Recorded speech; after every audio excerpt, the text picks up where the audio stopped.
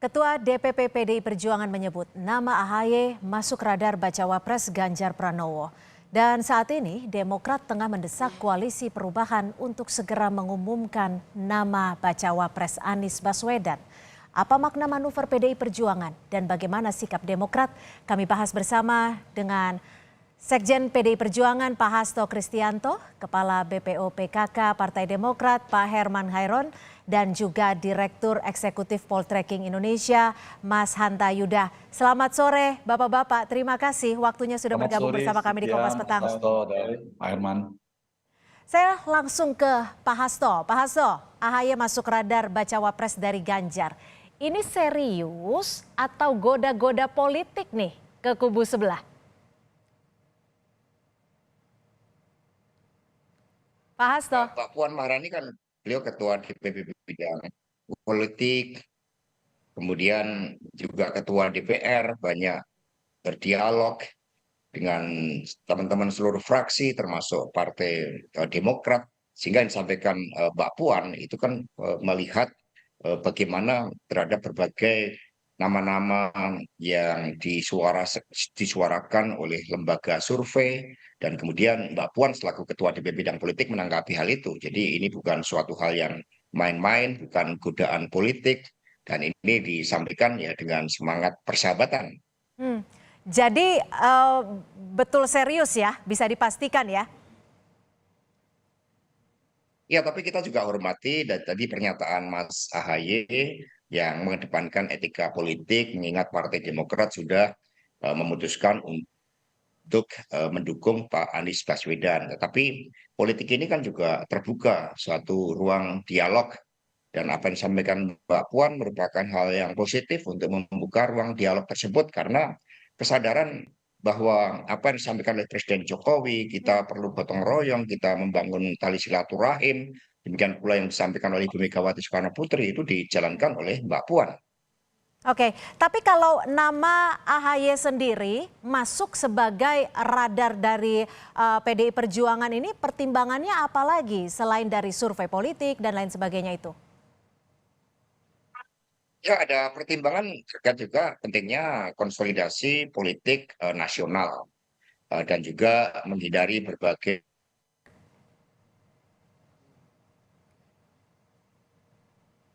Ya, Pak Hasto.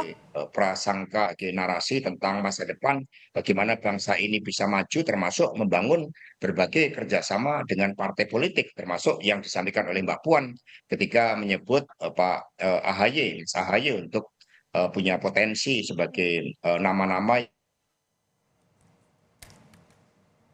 Baik, sepertinya ada kendala teknis, saya langsung ke Pak Herman. Pak Herman. Di dalam perusahaan. Ya, Pak Herman, respon Demokrat tadi kita sudah sama-sama dengar respon dari AHY terkait hal ini. Kalau dari Partai Demokrat sendiri menyikapinya seperti apa? Tadi Pak Hasto udah mengatakan bahwa ini serius, bukan goda-goda politik. Ya, tentu kami berterima kasih kepada Mbak Puan.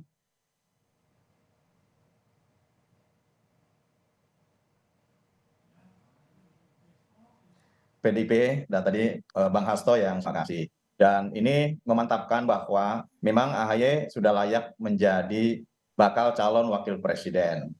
Namun memang seperti apa yang tadi disampaikan oleh Mas AHY dalam press conference pasca tadi pertemuan kami dengan para relawan, tentu kami saat ini sedang fokus terhadap bangunan politik yang memang sudah sejak awal digagas, yaitu untuk membangun koalisi bersama Koalisi Perubahan yang juga sudah menetapkan bakal calon presidennya adalah Mas Anies Baswedan, dan tentu masih menunggu sesuai dengan kesepakatan 3 partai, Demokrat, PKS, dan Nasdem, sambil menunggu Mas Anies yang dimandatkan untuk menetapkan siapa nanti yang tepat untuk bisa menjadi bakal calon wakil presiden. Terima kasih Bang Hasto. Artinya diklarifikasi. Ini bagi kami memang buah hasil kerja dari Mas AHY yang selama ini selalu turun ke lapangan, dan saya meyakini bahwa apa yang disampaikan Mbak Puan tadi tidak main-main dan pasti berdasarkan survei. Oke. berdasarkan berbagai informasi yang kemudian disimpulkan menjadi bakal calon wakil presiden yang masuk radar di Oke. PDI. Tapi gini, Pak Herman, Demokrat melihatnya seperti apa? Apakah ini memang suatu bentuk apresiasi, pujian terhadap AHY, atau ada gangguan nantinya? Kan begini, dalam pandangan politik tadi disampaikan, sesungguhnya kan politik kebangsaan itu, high politiknya kan politik kebangsaan. Low politiknya kita berbicara masalah kepentingan-kepentingan partai. Nah, ketika berbicara high politik, kepentingan bangsa dan negara, tentu ini menjadi sebuah iklim demokrasi yang luar biasa. Ketika kemudian sosok Mas Ahy disebut di PDI Perjuangan, ini juga menurut saya menjadi sebuah high politik yang berbicara adalah nilai-nilai kebangsaan gitu ya. Nah, oleh karena itu kami berterima kasih.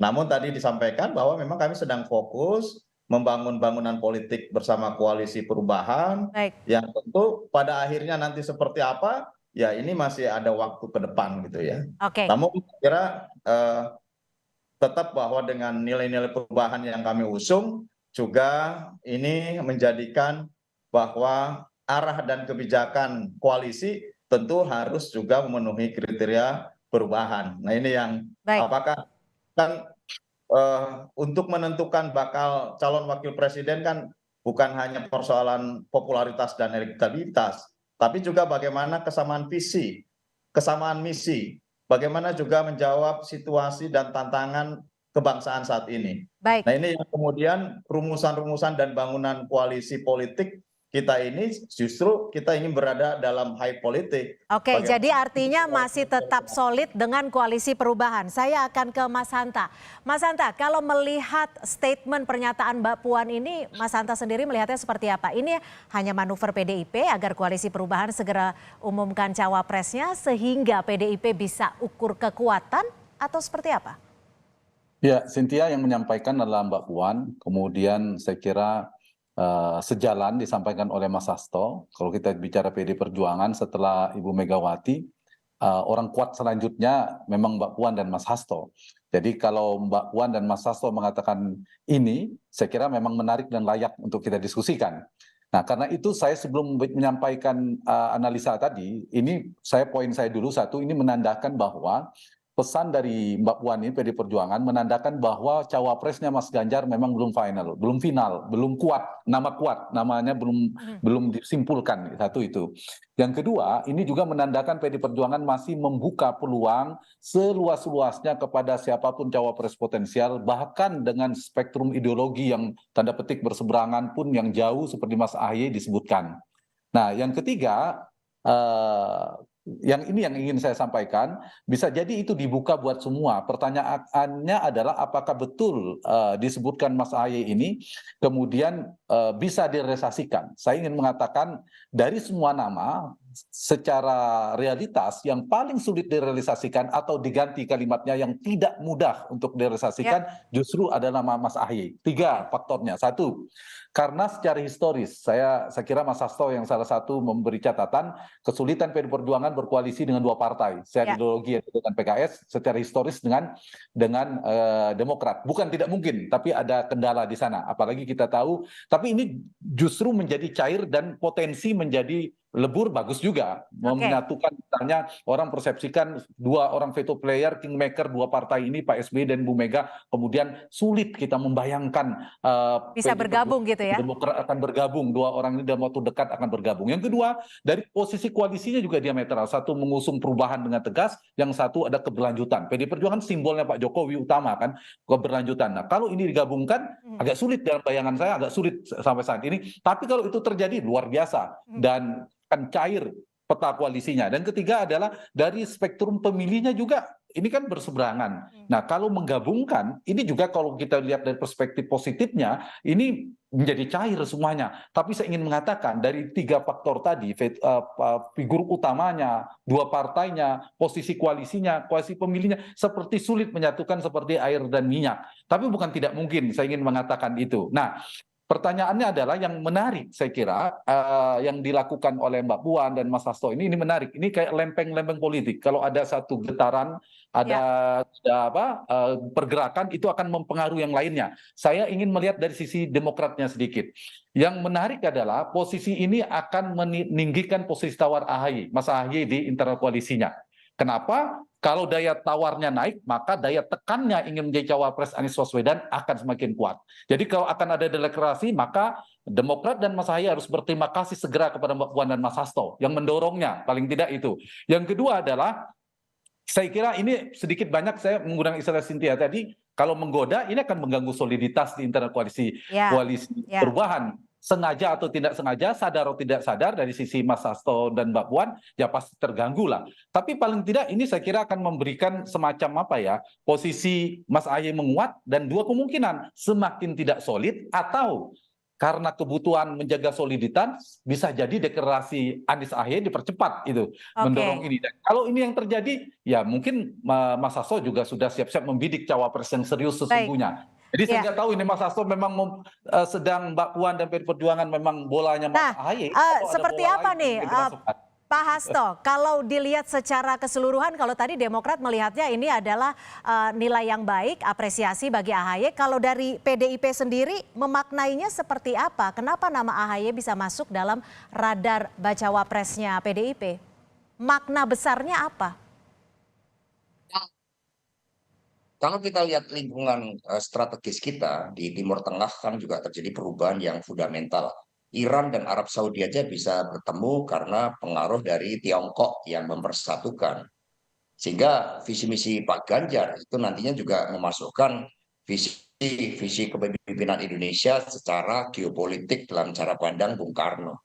Sehingga dalam upaya mencapai ke sana, maka di dalam negeri kita juga harus kedepankan soliditas sesama anak bangsa. Apalagi PD Perjuangan ini rumah kebangsaan Indonesia Raya. Di dalam politik boleh ada sikap-sikap yang berbeda. Tetapi yang disampaikan oleh Mbak Puan adalah bahwa Rakernas ini meneguhkan spirit gotong royong meskipun PD Perjuangan bisa mengusung calon presiden sendiri atas kepercayaan rakyat pada pemilu 2019 yang lalu. Spirit inilah yang kami kedepankan dengan ketulusan, dengan kerendahan hati, sehingga kita melihat berbagai upaya-upaya dengan visi kebangsaan, visi kemajuan, loncatan kemajuan sebagaimana disampaikan oleh Presiden Jokowi, kami ingin merangkul dan bersama-sama. Di dalam Pilpres ini ada ruang dialog. Meskipun tadi Mas Ahaye menegaskan bahwa ada etika politik sudah bersama dengan Pak Anies Baswedan, tetapi politik kan membuka berbagai suatu kemungkinan untuk mencari ruang di dalam membangun kerjasama politik tersebut. Oke, ada visi kebangsaan yang harus diutamakan tadi Pak Hasto bilang. Ada ketulusan, ada kerendah hatian. Ini Demokrat kayaknya harus menanggapinya ini bukan goda-goda politik semata, tapi sepertinya tampaknya serius ya. Nanti kita akan lanjutkan pembahasannya usai jeda, tetap bersama kami di Kompas Petang.